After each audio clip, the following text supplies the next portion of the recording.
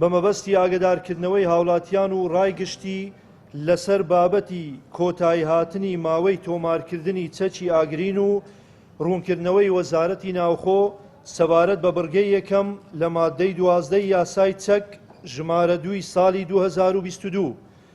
کە ئاماژە بەوە دەکات هەر کەسێک لە ماوەی 6 ڕۆژ لە دوای بەکاربوونی ئەم یاسایە هەواڵ بدات لە سەردەستداری چەکێکی بە مۆڵەت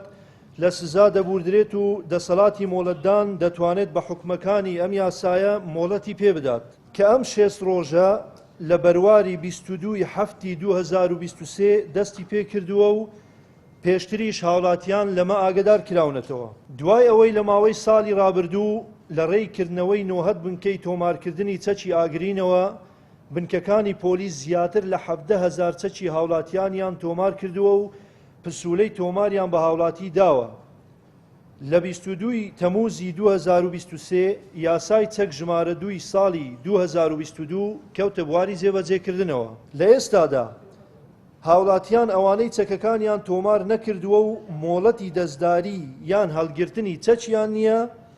دەتوانن سەردانی بەڕێوەبەراتی کاروباری ناوخۆ لە دیوانی پارێزگاکانی هەرێمی کوردستان، هەولێر، سلێمانی، دهۆک و هەڵەبجە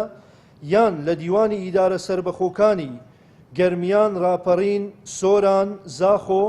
بکەن و داوای مۆڵەت بکەن. داوا لە هاوڵاتیان دەکەین کە خۆیان لە هەڵگرتنی چەکی بێمۆڵەت بپارێزن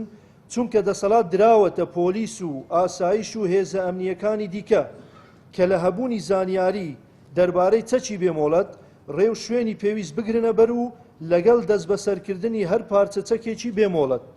هەڵگرەکەی بە گوێرەی مادەی 15 لە یاسای چەک ژمارە 2 ساڵی 2022 دەدرێتە دادگا و سزای بەندکردن و پێبژاردننی دارایی دەدرێت.